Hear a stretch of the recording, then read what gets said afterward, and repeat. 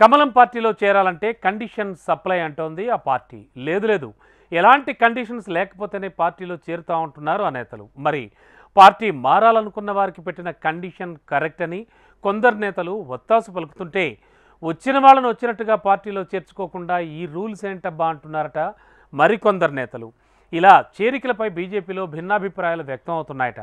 నిజంగా వారు చెప్పినట్టు చేస్తే పార్టీ మారడం ఎందుకని వారు అనుకుంటున్నారట. ఇంతకీ ఎవరు పార్టీ మారాలనుకుంటున్నారు?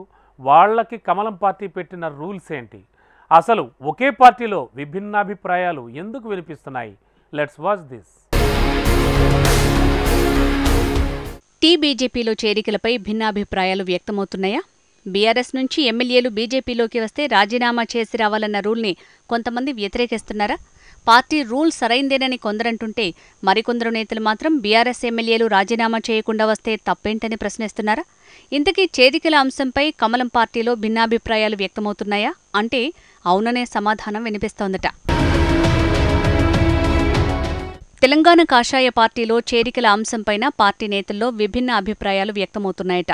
బీఆర్ఎస్ ఎమ్మెల్యేలు బీజేపీలోకి రావాలంటే రాజీనామా చేసి రావాలని పార్టీ రూల్ పెట్టింది. అయితే రావాలనుకున్న వారు రాజీనామా చేయకుండా వస్తే వారిని పార్టీలో చేర్చుకుంటే తప్పేంటని కమలం క్యాడర్లో చర్చ జరుగుతోందట. కాంగ్రెస్లోకి వెళ్లిన బీఆర్ఎస్ ఎమ్మెల్యేలపైన స్పీకర్ ఎలాగూ అనర్హత వేటు వేయటం లేదు, ఇక బీజేపీలోకి వచ్చినా అనర్హత వేటు వెయ్యడు కదా అని కొంతమంది నేతలు అంతర్గత సమావేశంలో చెప్తున్నారట.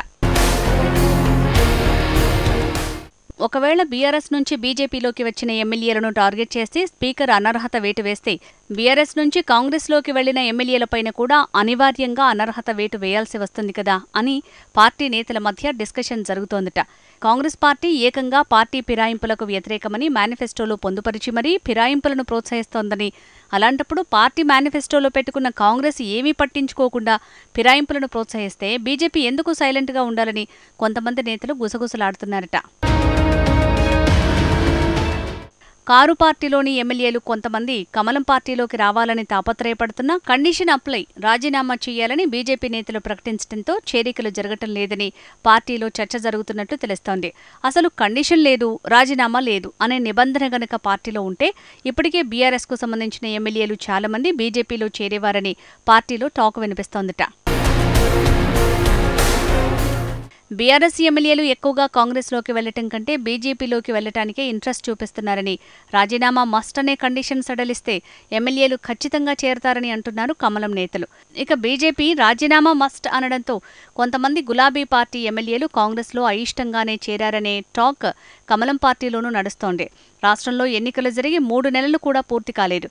రాజీనామా చేసి బీజేపీలోకి వెళ్దామని ఆలోచన చేస్తే మళ్లీ గెలుస్తామో లేదో అన్న భయంతో నేతలు వెనకడుగు వేస్తున్నారట.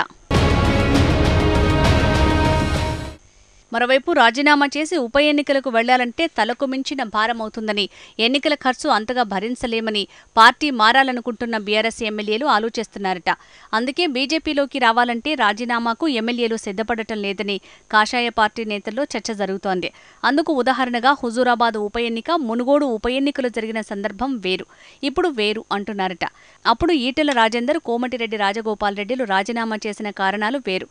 ఇప్పుడు అలాంటి వాతావరణం లేదు కాబట్టి రాజీనామాలు చేసి బీజేపీలోకి రావటానికి సిద్ధంగా లేమని బీఆర్ఎస్ ఎమ్మెల్యేలు తెగేసి చెప్తున్నారట. మొత్తానికి బీజేపీలోకి ఇతర పార్టీ ఎమ్మెల్యేలు రావాలంటే రాజీనామా మస్ట్ అని కొంతమంది కాషాయ పార్టీ నేతలంటుంటే, దీన్ని మరికొందరు లోలోపల వ్యతిరేకిస్తున్నారట. గతంలో ఎన్నడూ లేని విధంగా బీజేపీలో చేరికల అంశంపైన భిన్నాభిప్రాయాలు వ్యక్తమవుతున్నాయట. మరి రానున్న రోజుల్లో చేరికల అంశంపై కమలం పార్టీ ఎలాంటి నిర్ణయం తీసుకోబోతుందో చూడాలి.